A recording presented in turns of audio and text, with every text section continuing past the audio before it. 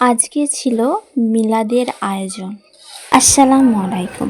এখানে নিয়েছি কাজু কিশমিশ, একটা ফুড কালার আর 2.5 কিলো চিনি। আজকে 2.5 কিলো চিনি আর 2.5 কিলো চালের জর্দা পোলাওয়ের রেসিপি আপনাদের সঙ্গে শেয়ার করব। তো এখানে সব কিছু আমি রেডি করে নিচ্ছি। এখানে চিনিটা আমি সুন্দর করে ঢেলে রেখে দিচ্ছি। তো এখানে 2.5 কিলো চিনি আছে। 2.5 কিলো চালে 2.5 কিলো চিনি দিতে হবে, তবেই স্বাদটা ভালো হবে। এখানে আমি চিকন চাল দিয়েছি, লবণ আর ফুড কালার দিয়ে ভাতটা আমি চাপিয়ে দিয়েছি। এখানে আমি 90% চালটা আমি সেদ্ধ করে নেব।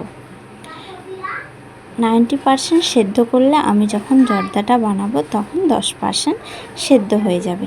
এই তো আমার ভাতটা রান্না হয়ে গেছে। আমি সুন্দর করে ভাতটা ছেঁকে নিচ্ছি। এখানে আমি বড় একটা পাতিল বসিয়ে দিয়েছি। এর মধ্যে আমি 250 গ্রাম সাদা তেল দিয়েছি, সয়াবিন তেল।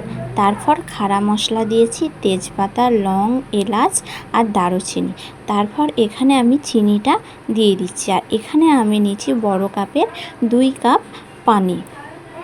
তো এই চিনির সিরাপটা আমি আগে বানিয়ে নেব।